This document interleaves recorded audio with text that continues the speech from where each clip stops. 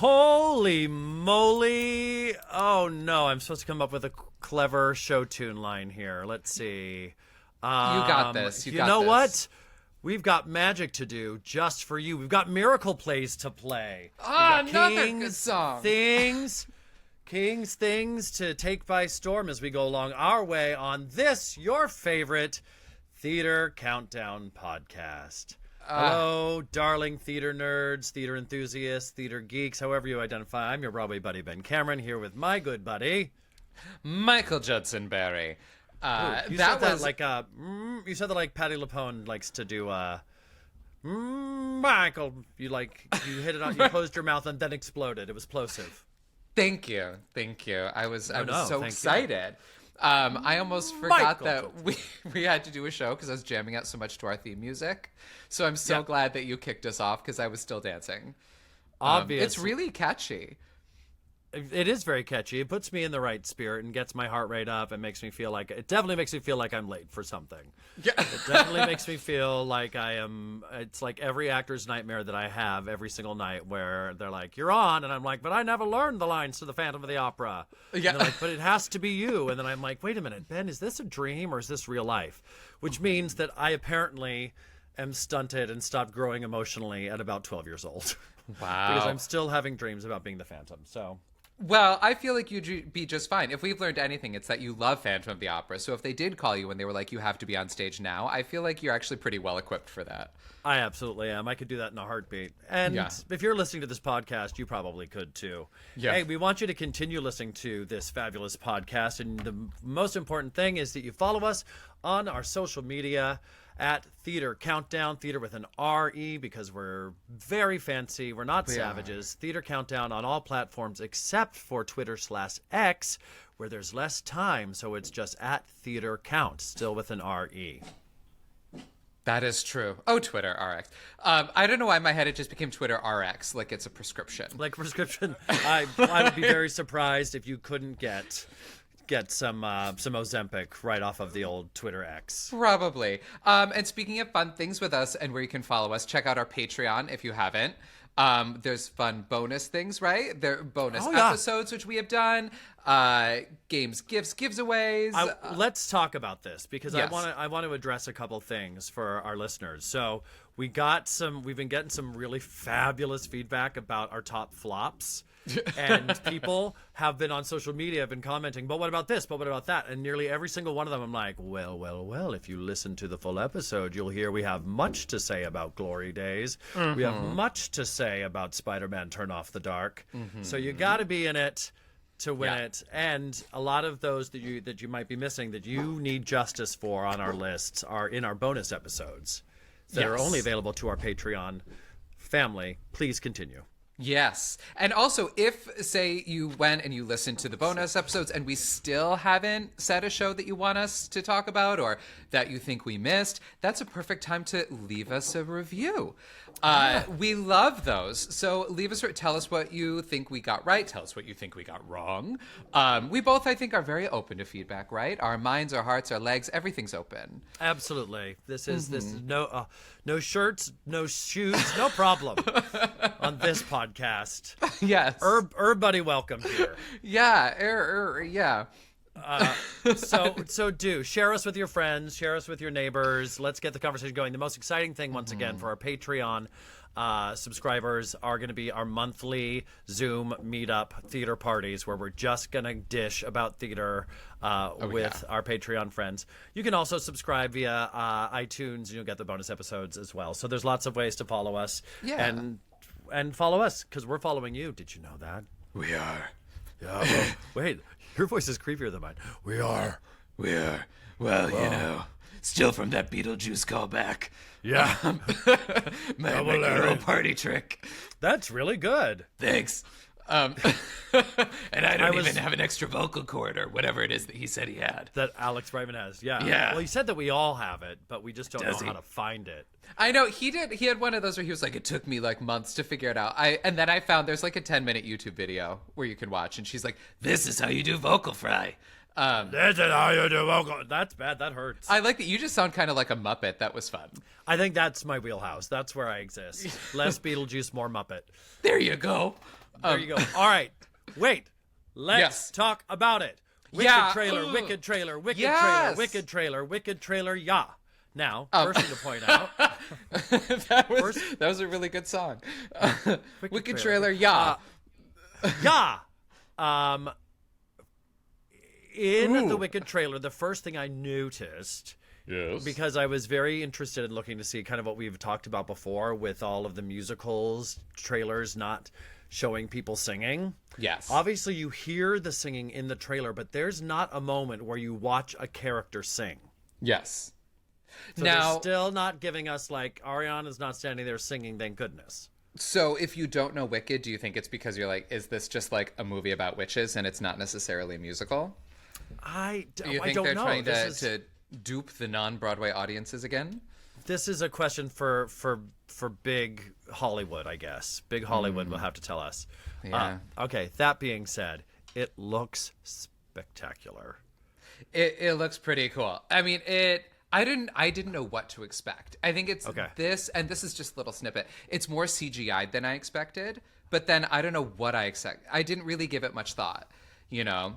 But I guess we live in a day and age where everything's going to be CGI'd a lot, so You bring up a really good point, because I wasn't prepared for kind of the scope of the CGI. Like, there was a quick flash of her actually flying on the broom and, like, throwing a fireball, and then there's, like, the giant field of poppies that opens up. Yeah. And, like, I know some stuff because I've got friends on the inside of the project. Of course you do. Who say it's just magnificent, and I've actually gotten some fun photos of some of the details from the Emerald City set that you would never ever notice in a million years, but just how perfectly crafted it was. And I think they've recently started tearing down that set, which lived in like this big lot somewhere, and they had was because they had to keep it there while the shutdown happened. Oh yeah, that's true. Filming. That's true. But it all just looks so huge on screen, and as we see with the aerial shots, it's like it's a finite amount of space. Oh yeah, no, and I'm excited. It does visually look pretty spectacular, and it's been fun. My first thing as soon as it came out, I was like, I can't wait to see the comments, because we all know everybody in any niche thing has really strong opinions, and so Broadway obviously is no different. And it was really fun watching. So I obviously was watching the Super Bowl, and as soon as that commercial came out, went online, and it's already like pretty divided, which I was expecting. Wait, what are people saying? There are the purists that really don't like the way she did the at least in that, because she's like it's very like primal the way she's doing it, and she riffed it just a little bit more. And the people that were like, this riff is unnecessary, she doesn't sound good. And it's like, have you not seen all those YouTube compilations of the people? Every alphabet does it differently. Not everybody does it just throws in some flavor. Yeah, Stephanie J. Block originally did, and then Idina Menzel. She's obviously going to make it her own, and it's Cynthia, and she's a very like guttural actress. So of course she went for like a growl. I kind of love it. I think it's great, and I will tell you that the stage directions in the score, shmoo shmoo shmoo, inside Wicked track, it says bellowing a war cry on the it's her war cry. So it is a primal, screamy thing. Now, that becomes very different when you have to maintain it 8 times a week. But if you just got to hit it and quit it for this film, I think it should be guttural and nasty and wild. Yeah, and that's why I was so excited they casted Thea Revo. Like, having seen her 3 times in Color Purple, I had a feeling she was going to be this kind of an Elphaba. Also, and friends... You can comment all you want, but you're not singing as well as Cynthia Erivo. It's time you and I and Michael and we all just came to grips with that. We can support each other, but we don't got it over her. No. We just don't. No. And did you see people are already finding little details? Like I saw another one today where somebody was like, I don't know if this is what they were going for, and it's like her glasses, because she has those really cool glasses. Yeah. And it's the infinity symbol. Yeah. And what's it goes with a lyric that now is escaping me. Something about was it about anyway? There's some lyric about like infinity that has to do with like going on and on or something like that. What was it? It was really clever. It was a really clever thing that they did, and now it's gone. And if I try to pull it up on Instagram, it's now like gone in the depths of my Instagram. But something to do. If you can figure it out, leave us a comment with what the symbolism with the infinity glasses is again with her. I'm wondering. I'm trying to think of any. Because I think it's more than just like cool glasses. I think there was a real reason behind the reason that those are the way they are.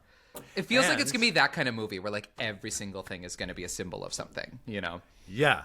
Also, they're taking stills of the shot that actually show Dorothy Tin Man, show them at the Oz Head as well. Which, you know, is interesting because we do go there in the musical, in the shadow play for a hot second. So why not have some more fun with it and put them on in? And I'm curious to see if the movie's going to be more like the book. Or because the book is pretty different from the musical, right? Like obviously they had to condense it into a 2-hour show, and this is a 2-part film, so they have 4 or 5 hours to work with. So because people are already saying like that shot, that something looks like something that's not in the movie, and it's like I wonder if they went back more to the book because they can include more now. Well, they can kind of include whatever the heck they want, right? Yeah, because they've got the time, they've got the budget, they got the magic. To do. Just for you. Look at that. Just for you. Just for you.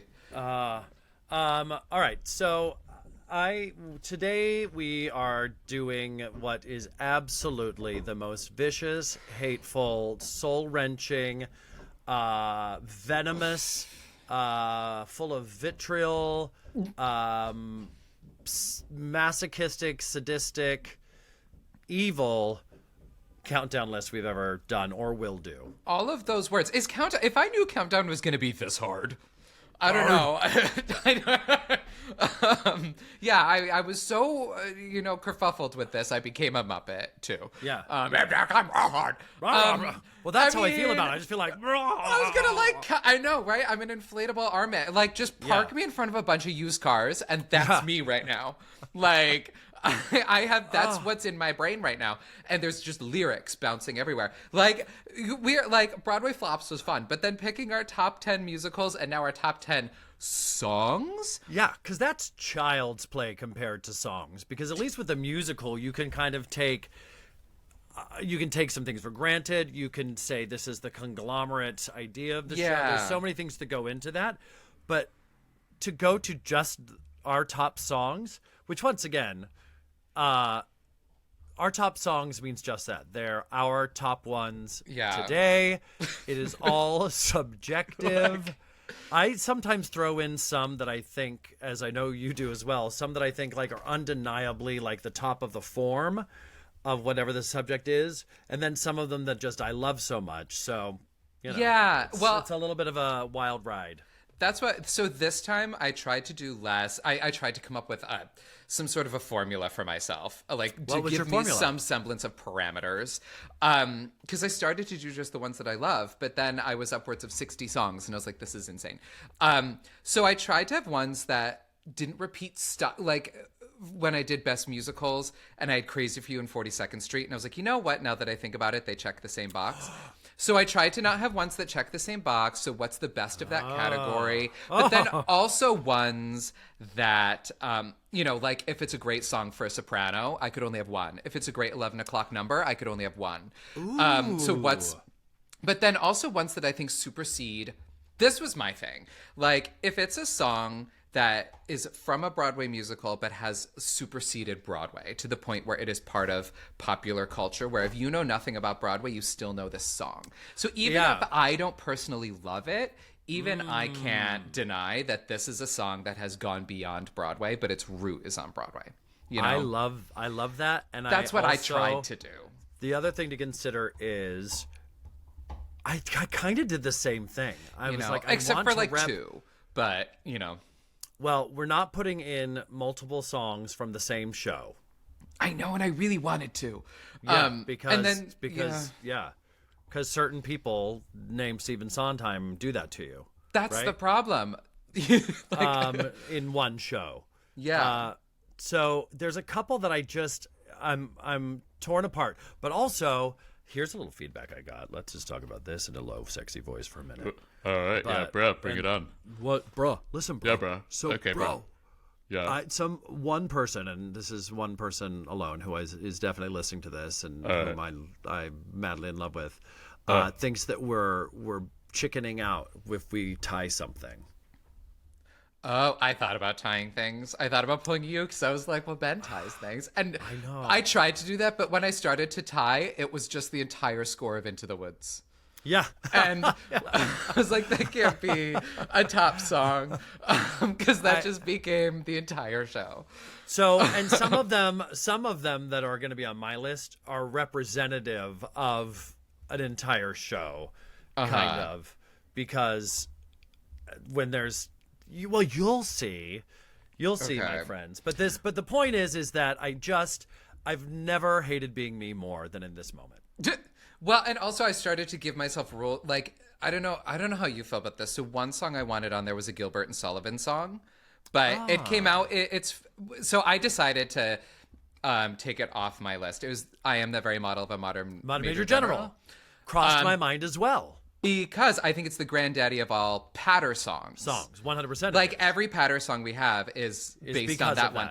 Yeah. But I don't think it counts, even though it's been revived on Broadway many times. In fact, it's coming back to Broadway next year because it's, if you don't know, it's from the Pirates of Penzance, which premiered in New York at a theater, but in 1879, before Broadway was like Broadway, quote unquote. In an attempt to narrow it down, I finally just took it off my list, but I feel like it does get an honorable Do you remember mention. when we had to do that during the pandemic? We had to do the hand washing challenge, and you had to sing a song while washing your hands and then post it. Mine was Modern Major General. I am the very model of a modern major general. I have information, vegetable, animal, and I kept washing my hands faster and faster. Before you know, water's just everywhere. Just splashing around into a lathery, most frenetic hand washing. Became a foam party. Okay, well, good. Okay. That's good. All right, let's just do it. Let's just dive in. Let's just rip the Band-Aid. Oh, all right, hold on. Okay, we've procrastinated long enough. Red leather, yellow leather, red leather, yellow leather. All right. Okay. We got this. Oh, who goes first? You or me? I don't know. I think you've gone first a lot. I'll go first this time. Oh, I love it. Because I kind of want to get this song out of the way. Okay. Because I personally don't really love this song, but I think it has to go on there. It's Tomorrow from Annie. Oh, hard left. Didn't see this coming. All right. Because, like, it's trending again on TikTok now from a clip where, like, something where Julie Andrews sang it to an entire plane of people going through turbulence. And that's what hit me. I was like, the song Tomorrow, you don't have to know anything about theater, but you've heard that song. It's been in so many commercials. It's so just inundated in American culture. Everyone knows the sun will come out tomorrow. And so even though I don't love it, I think it needs to be in the top 10 because I think it's one of the most famous Broadway songs of all time. Oh, interesting. And it is so damn catchy. And every theater girl has played or been in a production of Annie at some point. 100%. So I that's why that made it into the top 10, but only just. But only just. I feel like it elbowed its way in. It really did. It just like when we do the bonus episode, we'll talk about the shows that it elbowed out. But I think it elbowed. It just got in there just because of it's so well known. Do you want to hear a fun story? So when I did a gig once with Andrea McArdle, and we were in Atlanta, and she was talking about having done Jerry's Girls, the Jerry Herman Broadway review that was with Leslie Uggams, Carol Channing, and Andrea McArdle. Mm-hmm. Dorothy Loudon, too, I think. And Dorothy Loudon. And I think Andrea was talking about, at that time, how I just got to sing Tomorrow everywhere I go, and all anybody wants to hear is Tomorrow, and this is Tomorrow, and blah, blah, blah, blah, blah, which I can understand to a certain degree. And Carol Channing swooped in there real quick because she's got Hello Jolly. Yeah. And she was like, she would say it like Carol Channing, of course.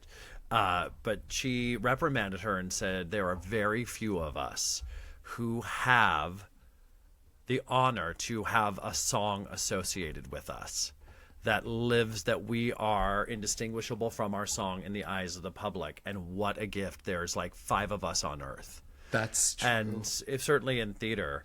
And it kind of changed, according to Andrea McArdle, changed the way she thought about it. She's like, fine, I'll sing it any day you want. Yeah, well, let's hear some now. Yes. The sun will come out tomorrow, so you gotta hang on till tomorrow. Come what may, tomorrow, tomorrow, I love you, tomorrow, you're always a day away. Wow. Tomorrow, tomorrow, I love you, tomorrow, Yeah. you're always a day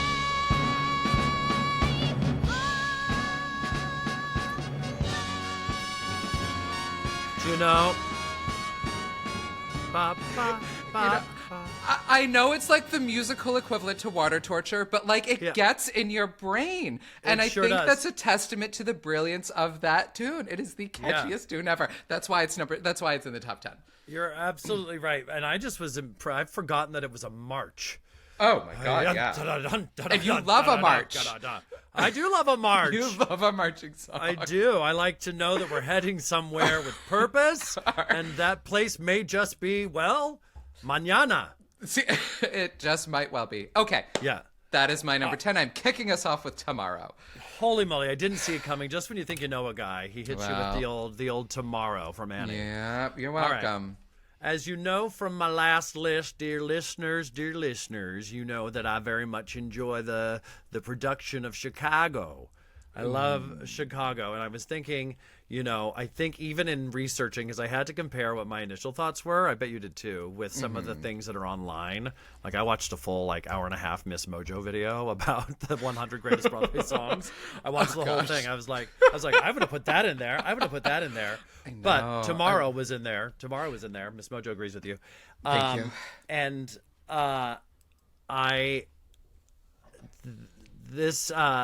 there were a lot of songs that I was like, I would never put that on a top 10 list. Tomorrow was one of them. But in all of Chicago, I think the gem that stands out for me that I think a lot of people, to your point, know, but is unlike anything we've ever heard before or will see again, and also gets stuck in your ear. And it's the Cell Block Tango. Great I think the song. Cell Block Tango is one of the greatest show tunes of all time. They're talking, there's spoken word, it's a ballad, it's a stomp, it's a march. It's a march. It's a march. And it's so special and iconic, and there's nothing like it. And another one that has superseded Broadway because, again, like you look at TikTok and the amount of people that have done like bop, bop, bop, and they swap out the words. Like right now, another one is trending where it's like it's a takeoff of Housewives. And people who know nothing about Broadway, this song, it is gracing your TikTok. I feel like there are millions of people who probably think it's just a TikTok song and don't even realize it's from a Broadway show. So yes, I love that you picked that, not all that jazz. I did. I had to say this is the gem. This is the jewel in the crown of Chicago. Truly. You know what, Michael? What? I feel good about that. I got my first one out, and I feel really reassured. Okay, right. Hit it, Chris.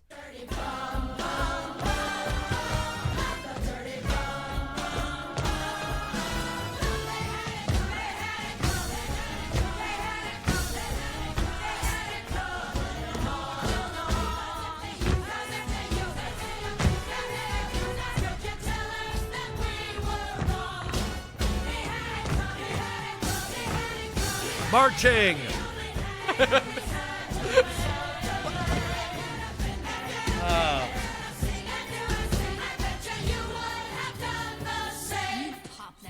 There it is.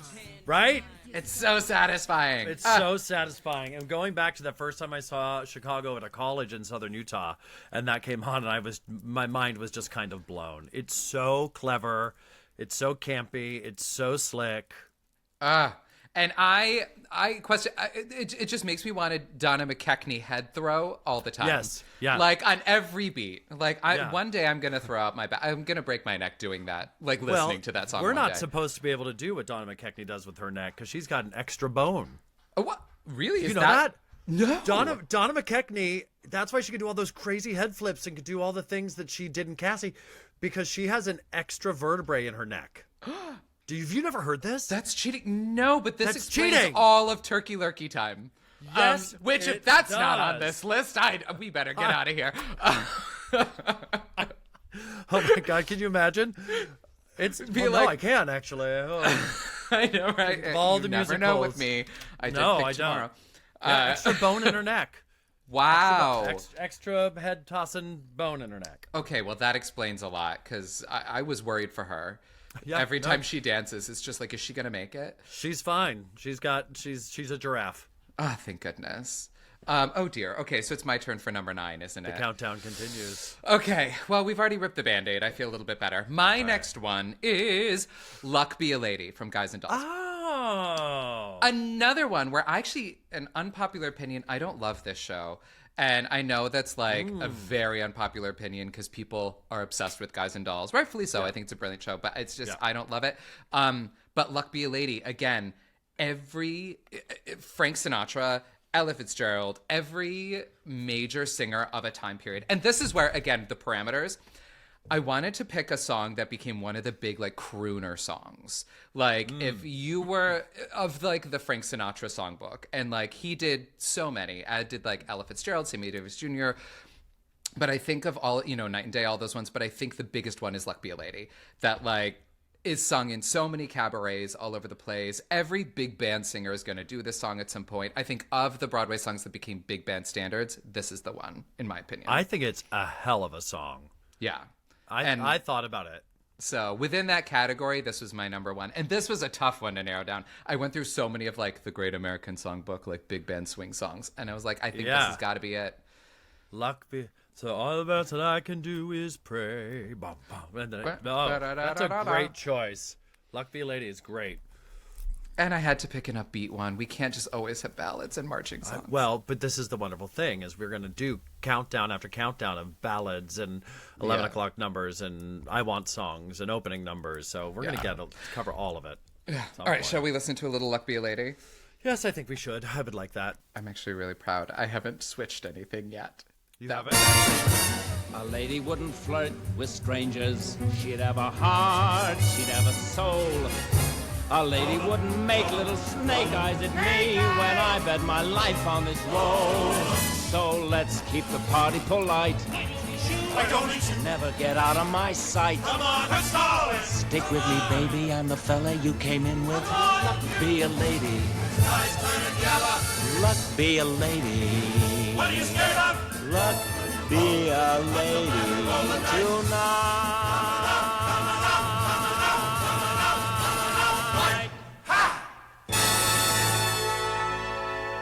Great song. Great song. You sold me on it. And you don't even have to be a great singer to sing it, and you sound great. That's one of the songs, too. Anyway, that's it. My numero 9. That's great, and it feels well representative of a time period and a certain genre. But yeah, and that's because when still kind of in that time era when Broadway songs could easily be pop songs, and that was one of Frank Sinatra's biggest hits, really. Yeah, and everyone sang that song. So oh yeah, that would be fun. We'll do a list one time. We'll do a countdown of like most bizarre covers of show tunes. Yes, by pop artists, because they're out there. Oh yeah. Things that would make your face melt. Yeah. God. I'm just imagining. I was like, did Bjork ever cover "Losing My Mind"? And will I maintain my face over the course of it? Surely, if she had, your face is doomed. My face would be on the floor. Forget it. Absolutely. I'd have to get a whole new one. I think they sell them at Costco. And they sell everything at Costco. Yeah. Get some fresh fruit, get some jeans, get a garage door. And a brand new face. And a brand new face. Okay. Let's do it. Number 9, and I think that you'll agree, and I wonder if it ended up on your list somewhere, so you might be changing something. I hope so, because then I can take it off and I'll swap it out for another one. And this is another one has fully soared beyond the confines of the beautiful musical it's from. It is a classic, one of the best, most inspirational, motivational songs ever written. Turkey My Lucky number 10. 9 is it's food, glorious food. No, that's not true. My number 9 is The Impossible Dream. Yes! Oh, I'm from so Man of La glad. Mancha. Oh. It's got to be. It is just. I think we talked about hearing Jennifer Hudson and Tom Jones singing it recently, but I did the show in high school. It is. I talk about a song that's been covered a million times, a million different ways. Forget about it. But it is the ultimate anthem. It's the ultimate Broadway anthem. Yeah. So, The Impossible Dream has to be in there. That's my number 9. Let's listen. Oh, it's a march. Shocker. That one man, scorned and covered with scars, still strove with his last ounce of courage to reach the unreachable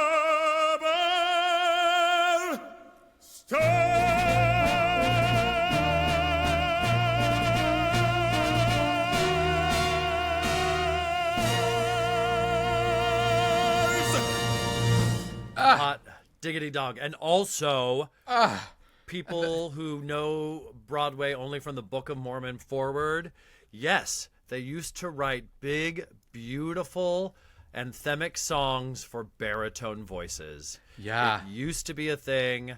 It is no longer a thing.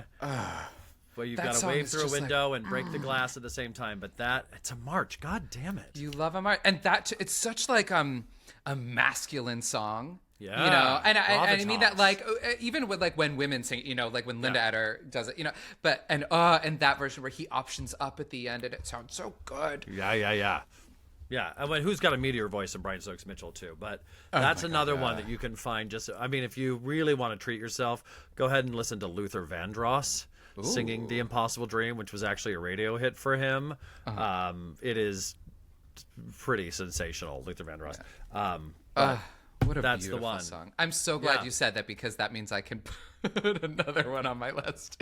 Oh, good. Because Okay, all right. I told myself I wouldn't repeat. And like I said, friends, I have my top 10 and then I have 40 others sitting in the waiting room. So, So do I. So depending on what you say, I might get to do some changes too. but yeah, I'm with you. I think Impossible Dream, one of those beautiful songs ever written. Okay, so my number 8 is okay, good, because I can put this one in now. This is not one that has gone beyond Broadway. I will say this is very much for Broadway fans, but to me it's sort of the equivalent, like the musical equivalent of the To Be or Not to Be speech. It's Rose's Turn. Yeah. I think however you feel about Gypsy, like I think this is it really is, I think for is it on there? I scratched it out. Okay, It's right good. there in the Oh, good. same spot. Yeah, I It's think number 8. it's so good. Every a person who does Rose's Turn does their own take on it. I think they all interpret it differently. That's why I think it really is like the musical version of To Be or Not to Be. It's whoever plays it puts their own stamp on it, and the journey she goes through over the course of that song, I think. And I was trying to think of great songs where people sort of like have a breakdown and then a breakthrough. And there's a lot of really great breakthrough songs. And this also, I think, is the best of the songs that, as at the end of the show, that brings back notes of other songs from the show.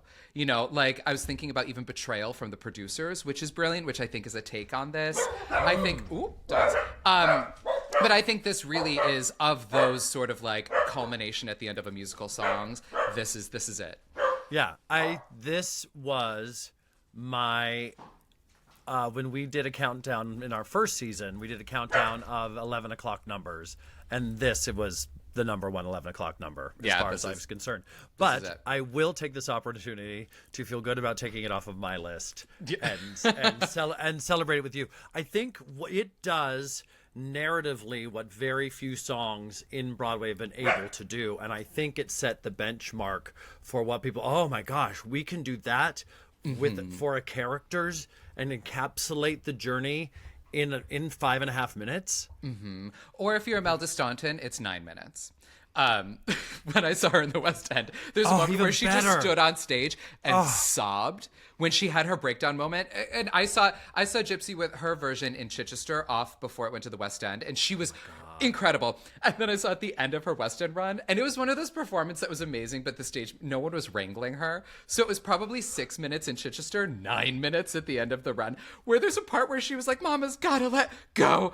And then she just stood on stage holding herself crying.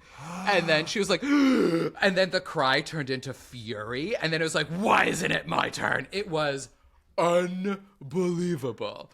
You're taking me there. A little indulgent, but unbelievable. And that's why I mean, every actress who does it, and like Angela Lansbury's, where she just gets completely unhinged and picks up the pace. Yeah. Anyway, shall we listen to a little bit? I don't even know. Which Mama Rose would you like to hear a little of? I always subscribe to the Bernadette Peters version, Perfect. but I've played it on the show before, so you can choose another one. Well, the Imelda one is, you kind of got to see it. Let's go back to the original, the OG. Let's do a little Ethel Mermans. Okay, great. The OG Mama Rose, who never, the Merminator. The Merminator. Isn't that what Stephen Sondheim called her, was the Merminator? Somebody called her that. Oh, God, I hope it was Stephen Sondheim. Everything's coming up roses this time for me. For me. For me. For me. For me. For me. For me.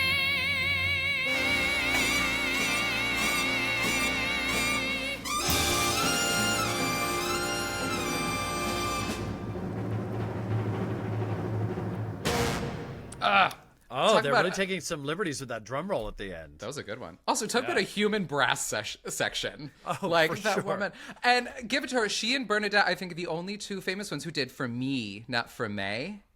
Oh, yeah. You know. And they're the only two who didn't win the Tony for it. So, I don't know. If every future Mama Rose, go for May. Go for May. It's tried, true, and tested. Yeah. All right. Oh, God, I'm so happy. That's undeniable. Undeniable. You're batting 1,000. And and that's a sneaky way to get Stephen Sondheim on here too. Ooh, well sneaked. Well, I'm also going to sneak Sondheim in right about now. Okay. For my number 8, I just don't think we can talk about the best music, even songs that ever existed on Broadway without visiting West Side Story. I just don't know that it's possible.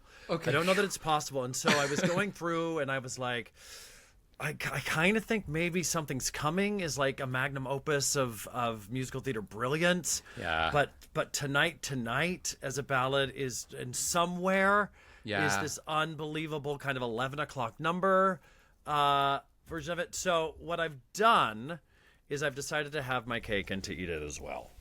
The whole score of West Side Story. Well, as close as I can without tying things.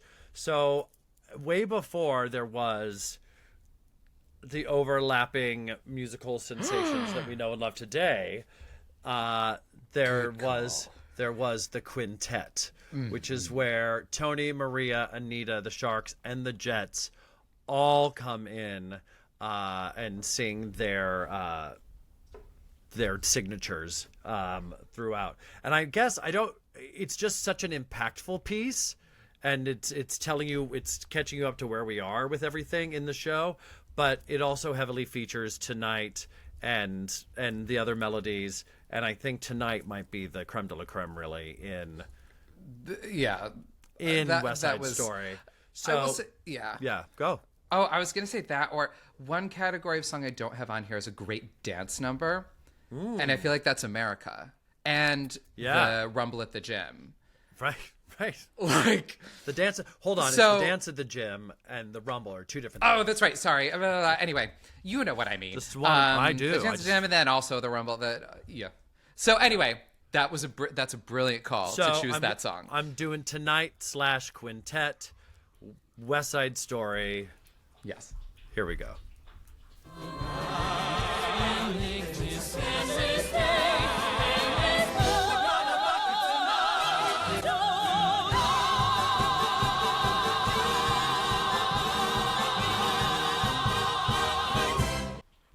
I will say that was such a brilliant way to sneakily get 4 songs for the price of 1. Absolutely, and that's exactly what I did.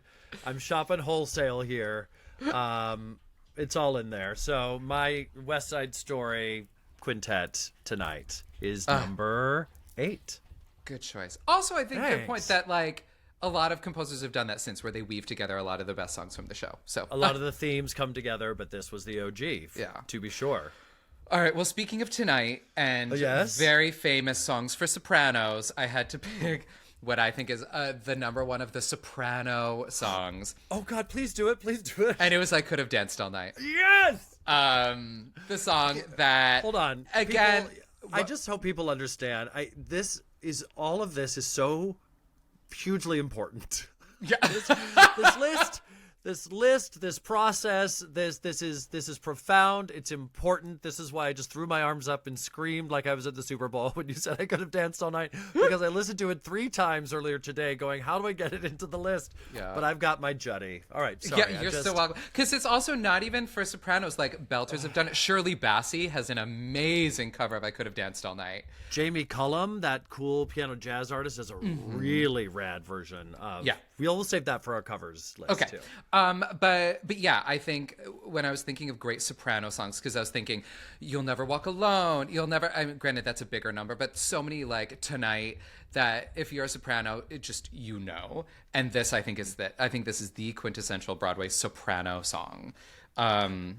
So I don't think it gets any better. It's what launched Julie Andrews, right? If it weren't for this song, we wouldn't have Julie Andrews. Do you know what else it is? It is irrepressible joy. Yes. You can't help but smile when you hear this song. And we tend to skew, I think a lot of our choices tend to skew highly dramatic and or dark or very kind of interesting. And this is just so luscious and effervescent and oh god, yeah. You're right, and it's happy. And so many of these songs are like "Plant I Want," whatever. But yeah, anyway, shall we do a little You "I just Could Have made me Danced All Night"? So happy. I'm so happy.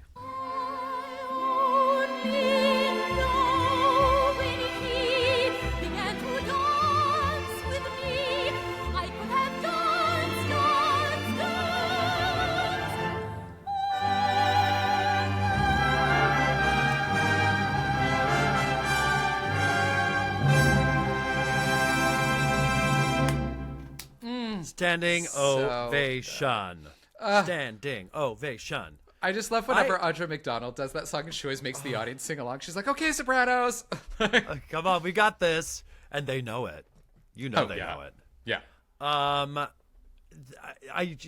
think part of the reason that song is so effective is the romance of it and the joy of it, and you listen to it just now even, and you hope to ever in your life feel that. Mm-hmm. She's what literally that, just what that soaring. song is. And it's reflected in, the orchestration. I was just listening to those flutes are getting they're getting their overtime in there. It's luxurious. Oh my gosh, we're really doing well. Okay. We are, yeah. I started off with so much self-loathing and fear, but this is really turning into something It's fun. really good. Yeah. All right. Now, I'm going to fill in another blank for you here with my number 7. Because I know you were really torn about a great big dance number. Oh, good. Okay. I remember hearing this song for the first time and going, melodically, this is so fun and vampy and sassy. And then when I started to actually hear the lyrics, it is just crazy fun time wordplay. And it's all in a big sassy body ribbon. Ooh. I Now, love a body ribbon. A body ribbon, which is a ribbon that you can put around your body. That's not what I expected. No, like the cars do at Christmas time in the commercials for all those people who are getting cars for Christmas. You can just wrap yourself in one. The Annie kids don't even know who Santa Claus is, and you're getting a car wrapped in a Santa Claus. What's that? Who's he? Oh, that's right. See, Annie. It's part of our culture. I am number 7, Cole Porter. Anything goes. Yes. Anything goes. Now, I want to tell you my journey to get here just quickly because I did have this as a tie, and then I said, Ben, you're better than that. Just pick a freaking show tune, you monster, I said to myself. And I was really flippy-floppying between I've Got Rhythm and Anything Goes. Because I think of that ilk of song and where that fits, they kind of fit the same bill. Yeah. And I've Got Rhythm goes back to like 1930. Oh, yeah. know, Again, 1930 another Ethel Merman tune. Boy Crazy, and then it ended up in American in Paris and Crazy for You, and it's just the Gershwins, great thing, and I love that song. But the more I played them back to back, I'm going with Cole Porter, and I'm going with Anything Goes. Good one. But that was a tough one. I Got Rhythm. I See You. Yeah, especially the Susan Stroman, the choreography to that. Talk about like an epic tap number. What a number, right? Yeah. But talk about an epic tap number. Anything Goes. It's just performative, but the lyrics are so crazy clever. I want to actually listen to the beginning of it because this kind of vamp, which, oh, God damn it, is also kind of a march. I was just going to say that. Hi, my name's Ben, and I am a march addict. You are. I didn't know this about myself, but I'm learning. I've never seen you walk, but do you walk in kind of a marchy way? Like, I walk like Meg Ryan, and I know that. But, like, that's not a march. It's more of sort of a cardigan, if a cardigan was a saunter. But, like, do you march? Do you know when what, Danny?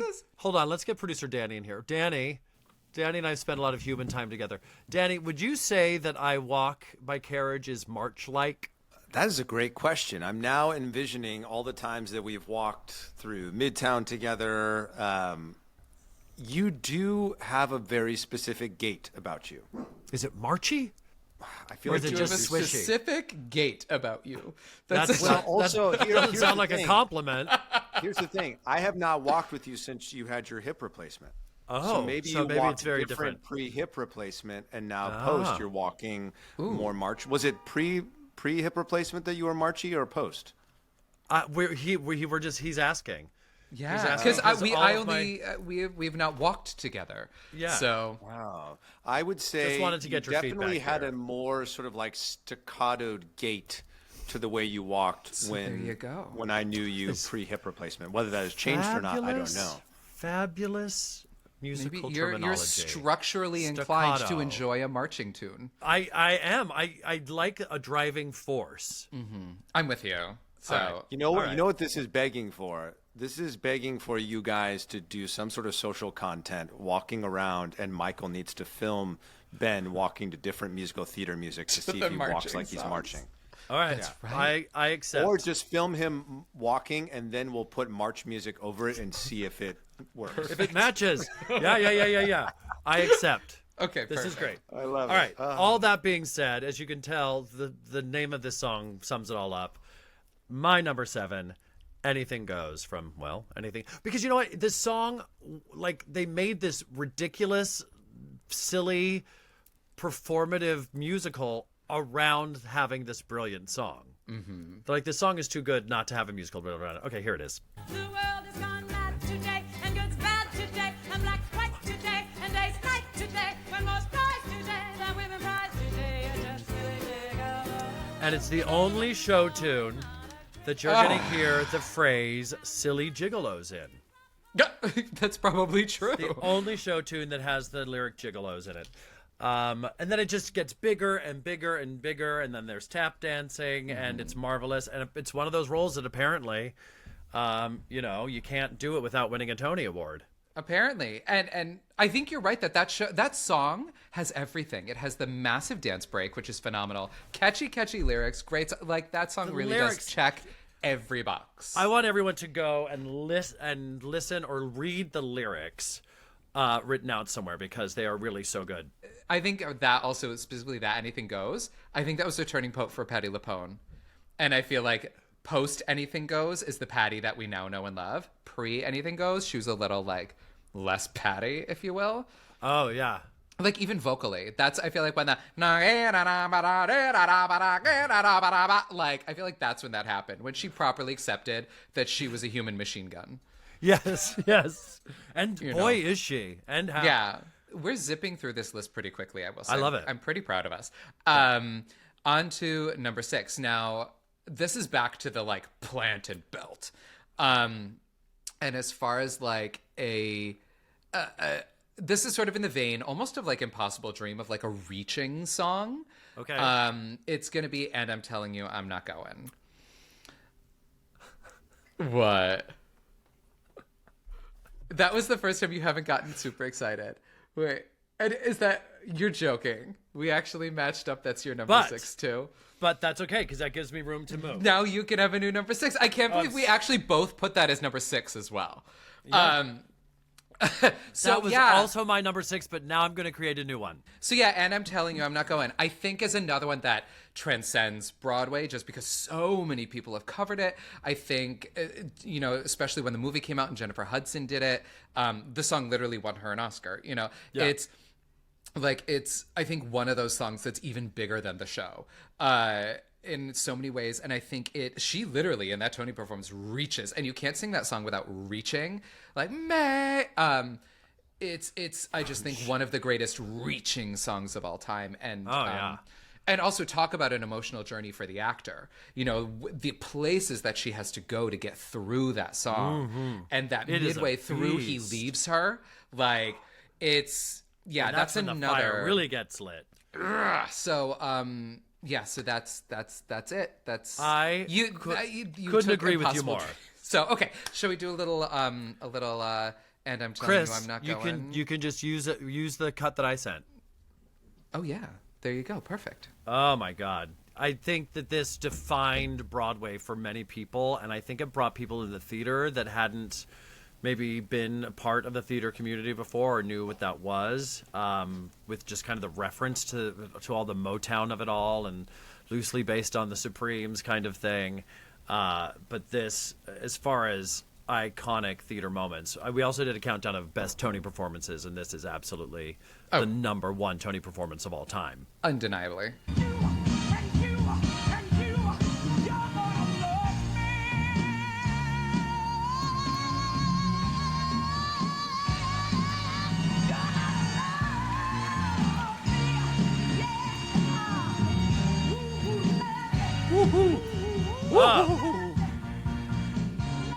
Love me.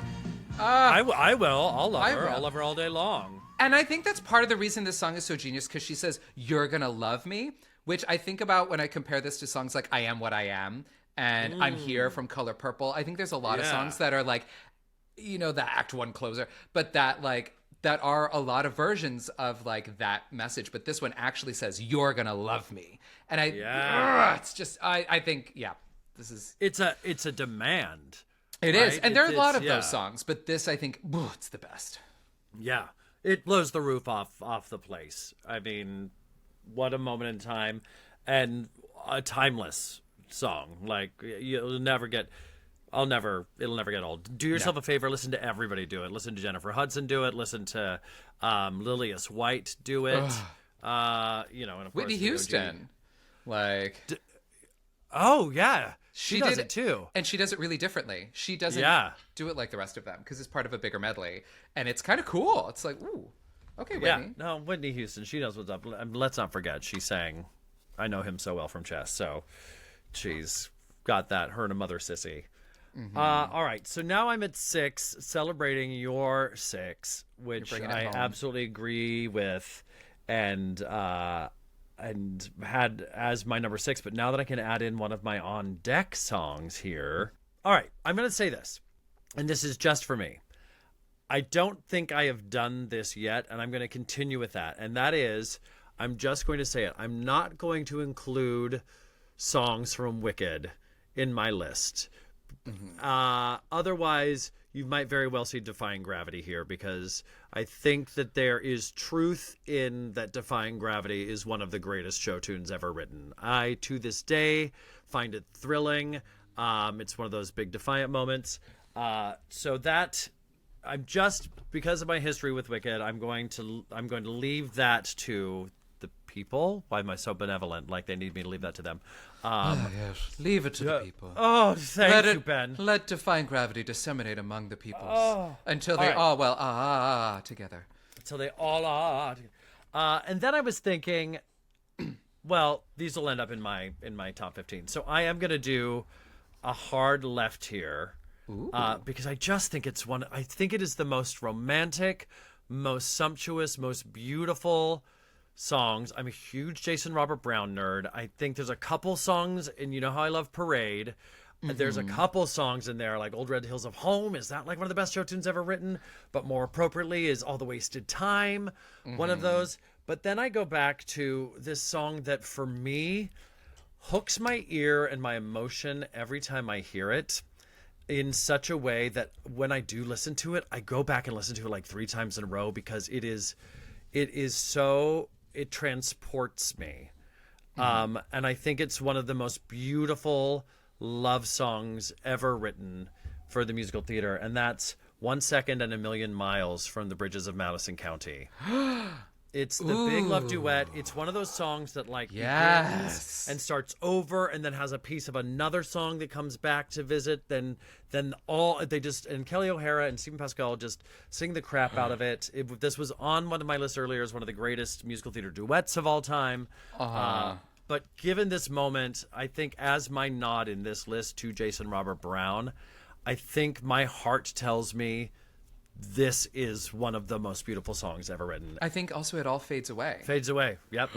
My God. Woo. Also, talk about like luxurious. Those 2 voices and that whole score. Like Bridges, I think people might skip over. The score. But that score is absolutely stunning. Absolutely stunning. And that was a tough one for me in the JRB world because I didn't know which way to go with it. Yeah. Because you could have gone Parade, which there's a bunch of Parade songs on my favorite list. Yeah. I love 100%. that you chose that though. Yeah. Oh my gosh. And if you thought this was epic, my friends, just you wait. Henry Higgins. Till you hear our top 5. Oof. And we haven't tied anything yet. We've talked about stuff, but we haven't tied it. So we're growing, we're evolving, we're decisive. We are. Yeah. And we've agreed I love all of your choices. And I agree with all of your choices. Your choices made my choices better. Yeah, same. And we both firmly agree on number 6. So that was satisfying. Absolutely.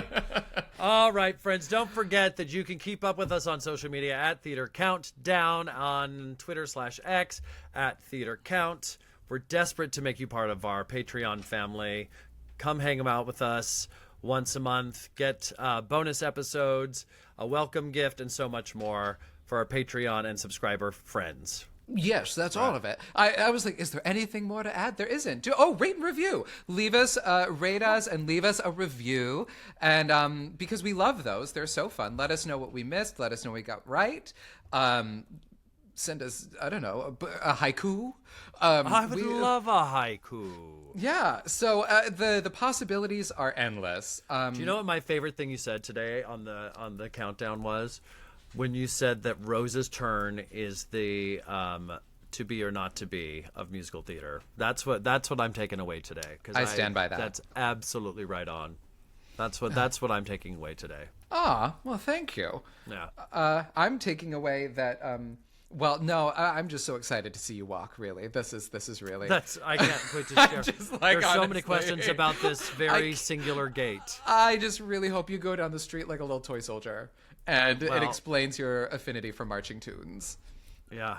All right, friends. We'll see you next time. We have a special guest on next week's episode when we dive into the top 5. The fabulous Diana Giulietti, who you know and follow and love, is going to be here dropping her top 5, so we'll see how we all match up there. And of course, shenanigans abound. So many shenanigans. I'm so excited. I can't wait to get into the top 5. And in the meantime, we'll march on through. March on. Okay, and what did we decide our sign off was? And that's showbiz. And that's showbiz, kid.